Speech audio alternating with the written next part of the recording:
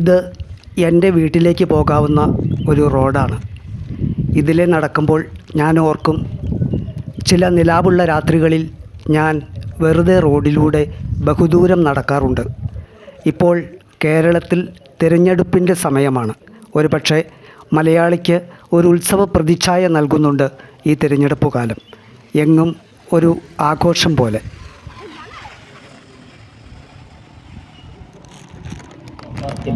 ഇവിടെ ജയിക്കേണ്ടിയിരിക്കുന്നു.